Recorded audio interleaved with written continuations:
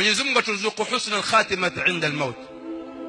Atujalie ni wale ambao tutaondoka duniani na hali ya kuwa hatubabaiki na Israeli wakati akitusimamia, bal maneno yetu tupate al-qawlu thabit fi al-hayati ad-dunya wa fi al-akhirah.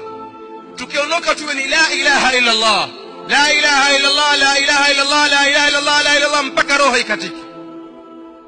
Ule Israeli mwenyewe ashangae, maana huyu namtoa roho katika mwili wake, yeye hata babaiki, hafikiri ana wana, hafikiri ana mali, hafikiri ana hisabu kadhaa ambazo kama amezipanga.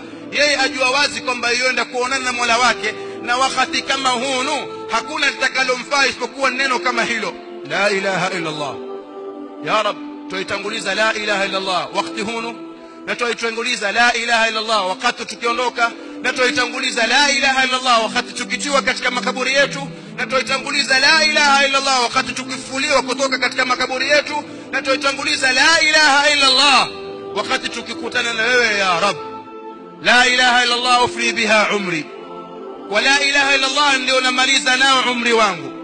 La ilaha illa Allah adkhul biha qabri, wa la ilaha illa Allah ndio naingia katika kaburi langu. ولا إله إلا الله ألقى بها رأخلو بها وحدي. ولا إله إلا الله ndio nabakia katika kaburi langu peke yangu, sina rafiki, sina mke, sina wala sina mali. ولا إله إلا الله أخلو بها وحدي. ولا إله إلا الله ndio nabakia katika kaburi langu peke yangu. ya Rab, tushtiri kwa la ilaha illa Allah. ولا إله إلا الله ألقى بها ربي. ولا إله إلا الله ndio nakutana na Mola wangu. ولا إله إلا الله قبل كل شيء. Imani nilionayo ni kwamba la ilaha illa Allah ndio iliyokuweko kabla ya chochote kupatikana katika dunia hii. La ilaha illa Allah baada kulli shay. Imani nilionao ni kwamba la ilaha illa Allah ndio itakayokuweko baada ya kuondoka kila kitu. La ilaha illa Allah nastaghfirullah. Wa la ilaha illa Allah tumtaka msamaha Mwenyezi Mungu Subhanahu wa Ta'ala. Wa Mtume Muhammad alayhi salatu wa salam azungumza akisema, hasemi yoyote la ilaha illa Allah illa neno kama lile hutoka likaenda mpaka kwa Mwenyezi Mungu Subhanahu wa Ta'ala, likamwambia ya Rab, lile neno likaenda kwa Mwenyezi Mungu Subhanahu wa Ta'ala, likatengezeka amud min nur, likatengezeka kama kiguzo pila ya nur,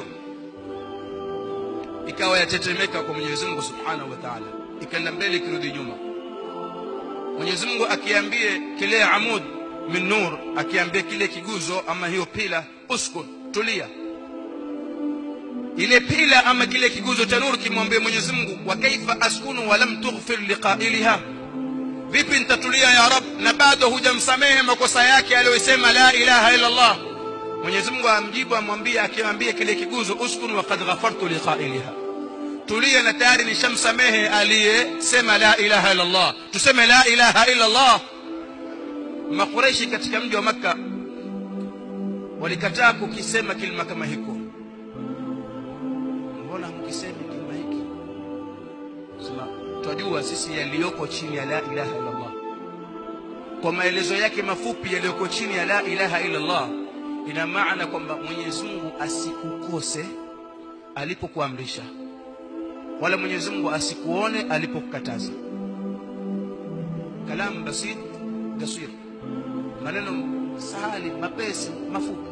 Asikukose Mwenyezi Mungu alipokuamrisha na asikuone alipokukataza, ndio maana ya kuikubali la ilaha illa Allah.